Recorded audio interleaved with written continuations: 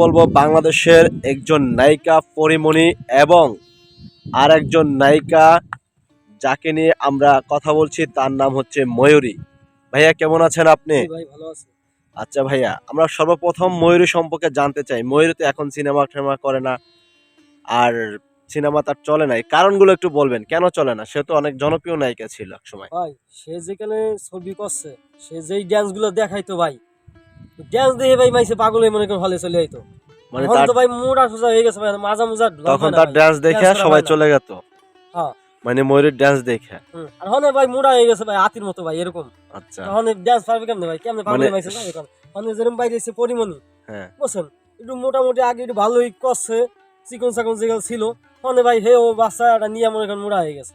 হনে আর কি হবে ভাই কোন, হনে মনে করেন সেইভাবে দর্শক যায় না, সেও হনে বর্তমান ভাই হইয়া বসে মার্কেট নাই ভাই। পরীমণির কোনো মার্কেট নেই। মার্কেট নাই ভাই, মানে বর্তমান দুইজনই প্রায় আউটের জায়গায়। তো বাংলাদেশে তো এখন শাকিব খান দেখে ইন্ডিয়া থেকে নায়িকা নিয়ে এসে ভিডিও করে, ঠিক না, যে সিনেমা তৈরি করে। তো সেই ক্ষেত্রে বাংলাদেশের নায়িকাগুলো কি একের পর এক বাদ পড়ে যাচ্ছে, এই সম্বন্ধে একটু বলেন।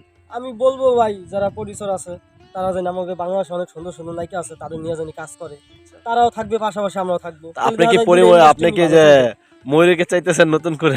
না ময়ূরী নাই চাইলাম, অন্য অন্য আর নায়িকা আছে আচ্ছা, তাদের তো ময়ূরী আপনার পছন্দের নায়িকা হয় কিভাবে ভাই? না ময়ূরী আমার তো পছন্দ নাকি না, যারা আর কি ছবি দেখবা যাইতো মাজা দুলেন যারা পছন্দ করতো তারা আচ্ছা, হয়তো যাইতো, মানে তখন ওই জন্য দর্শক বেশি গেত, বেশি যাইতো মানে তার ড্যান্সের কারণে। ডান্সের কারণে। আচ্ছা, ওই যে একটা গান আসলো, তুমি এত মোটা দুই হাতে বেড়ে পাই না, তুমি এত মোটা, গানই জনপ্রিয়। প্রিয় দর্শক, আপনারা শুনতে পাচ্ছেন সেই ভাইরাল ভাইয়ের কাছ থেকে। আচ্ছা ভাইয়া, আপনার কাছে সঞ্জয় ভাই একটা জিনিস জানতে চাই।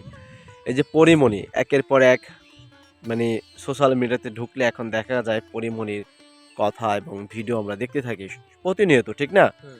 কিন্তু পরীমণি সিনেমায় তো কোনো জনপ্রিয়তা এখন পাচ্ছে না। এর কারণ আসলে দর্শক একেবারেই কমে গেছে, কারণটা কি? কারণ হয়তো কোনো সমস্যা আছে, যাই হোক এই কারণে হয়তো নাই। তো আসলে পরীমণিকে কেন, মানে হঠাৎ করে এত সুন্দর একজন নায়িকা বাংলাদেশের, সেই নায়িকা হঠাৎ করে কেন ড্যাম পড়ে গেল একটু বলেন, কেন তার সিনেমা কারণ চলছে না? হচ্ছে ছবি আগের মতো চলে না, আরো ভালো কিছু সে দেখাইতে হবে, তাইলে শোনা দর্শক নেবে।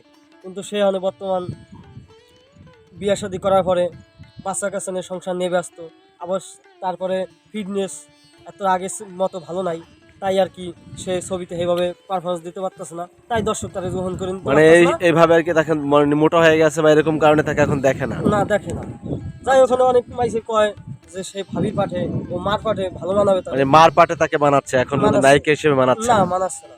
আচ্ছা, তো নায়িকা হিসেবে আপনি কাকে দেখতে চান এই মুহূর্তে? পরীমণি বাদ, তারপর আপনি আছেন ময়ূরী বাদ, তাহলে এখন কাকে দেখতে চাচ্ছেন? যেরকম বর্তমান আমাদের বাংলাদেশের নায়িকা আছে পূজা চেরি। পূজা চেরি। পূজা চেরি খুবই সুন্দর একটি নায়িকা। তারপরে যেরকম আছে, মানে আপনার পছন্দের নায়িকা জি পছন্দের নায়িকা এই মুহূর্তে পূজা চেরি আপনার একজন পছন্দের নায়িকা। নায়িকা। প্রিয় দর্শক, কমেন্ট করে জানাবেন যেরকম আপনার কোন আবার